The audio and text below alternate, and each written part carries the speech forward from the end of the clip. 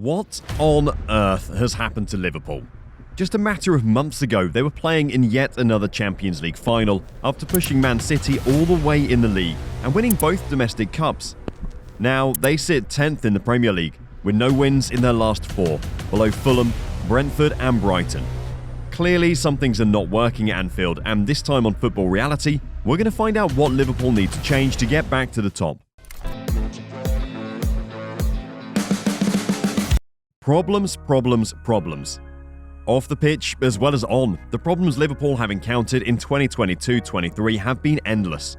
Let's begin with the knock-on effect of last season. Success comes at a cost, and as Liverpool made it to all three cup finals, they played the maximum 63 matches they could have played. With games coming thick and fast at the start of this season to accommodate the World Cup break, is the squad simply burnt out? The start of the season seemed to suggest so, as they drew their opening two matches before losing the derby 2-1 to Manchester United. Already, questions were being asked of manager Jurgen Klopp in his 7th season in the job. Comparisons were being drawn to the same stage of his time at Borussia Dortmund, where after 4 straight top 2 finishes, the Black and Yellows finished 7th and Klopp resigned. Has the manager simply reached the end of his tether? Liverpool hit back in style, trouncing Bournemouth 9-0, then scoring a late winner to beat Newcastle. That was it. We all thought Liverpool were back to their best. Or maybe not. Since then, they've only won 6 times in the league, which has included notable victories over Manchester City and Tottenham, but they've fallen to defeats to Nottingham Forest, Brentford and Wolves. The Wolves loss, their most recent, was a 3-0 hammering, which has stretched their winless run to 4 matches, in which they've managed 1 goal. Their FA Cup defence fell quickly too, losing to Brighton, but their patchy form didn't carry over into Europe, where they won 5 of their Champions League group matches, only losing away at high-flying Napoli. They put 7 past Rangers in the away fixture, proving again that they can still hit top gear, but inconsistency has been the overriding factor for the Reds. Let's look at where that inconsistency has come from. The first goal in football is often crucial. That may be a bit of a cliche, but Liverpool are proving its worth. Liverpool have conceded first in 11 of their Premier League matches so far, with many of those goals coming in the opening 20 minutes. You're never going to get yourself into great form if you have to play catch-up so often. Liverpool may not be switched on at the start of matches, or maybe their defence is not quite what it used to be. In goal, Alisson has not been his usual commanding self, making just 5 clean sheets so far this term. That's fewer than Leicester's error-prone Danny Ward. The Brazilian has also made errors of his own, with a mistake in the FA Cup against Wolves being the biggest of the lot. Most fans were surprised to see Alisson play that match, rather than Cup hero Quinveen Kelleher, and perhaps Klopp regretted not giving the Irishman a chance. In front of him though, Alisson's not had much help. Virgil van Dijk has not been the brick wall he once was in the centre of defence. Not quite as sharp in the tackle, and now out with a hamstring injury. Trent Alexander-Arnold has always been better as an attacking fullback rather than defensive, but it seems his positioning in defence has gone completely off a cliff this season. Ibrahima Konate, Joe Gomez and Joel Matip all rotating means the back four has been unsettled all season. None of these players are old, especially for defenders and keepers, but the way they've played this season suggests they may have peaked early. Talking of elder statesmen, James Milner has often been favoured over Trent at right back to offer more solidity, but this has impacted the team going forward. Having said that, we can't blame the evergreen Milner for Liverpool's shyness in front of goal. 34 goals in 20 games may not look bad, but considering 9 of those came in 1 game, things are not well in the attacking third at Anfield. Naby Keita has missed the bulk of the campaign with a hamstring injury, and Thiago was also ruled out for a while with the same problem. Thus, Liverpool have not enjoyed the same control in midfield that they have done in previous years. Injuries have struck up front too. Luis Diaz and Diogo Jota have been long-term absentees, meaning that the sale of Sadio Mane in the summer has had a bigger impact than first anticipated.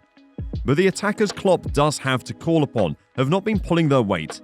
For so long, so reliable, Mohamed Salah has scored just 7 times in 20 league games, while big money signing Darwin Núñez has managed just 5 in the league so far. To counteract the injuries and poor form, Klopp signed highly rated Cody Gakpo in January, but he's yet to muster a single goal after 6 appearances in all competitions. So what needs to change on the pitch? Well, getting players fit and firing again is the obvious answer, but doing that is much easier said than done.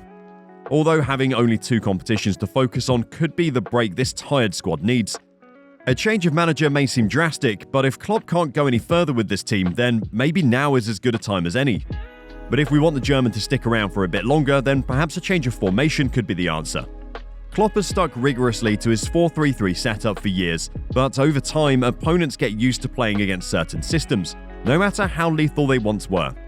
Mixing it up could be just the boost they need, with one suggestion being a 3-5-2. Playing three centre-backs while allowing Trent and Andy Robertson to roam forward as wing-backs provides defensive solidity without limiting one of the best attacking weapons, while two strikers creates threat from crosses or through balls. As for new signings, Liverpool needs something new in the centre of midfield.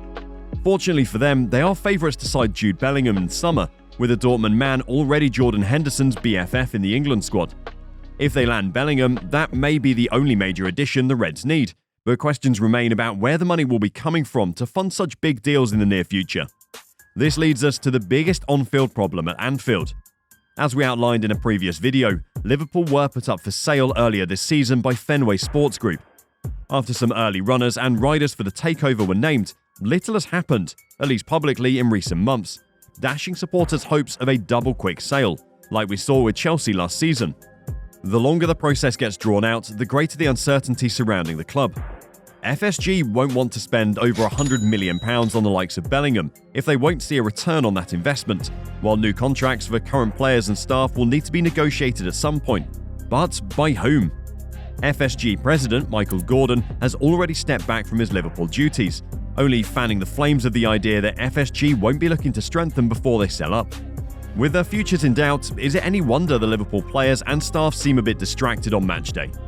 To make matters worse, Liverpool was shocked by the departure in November of sporting director Julian Ward, just a few months after replacing Michael Edwards.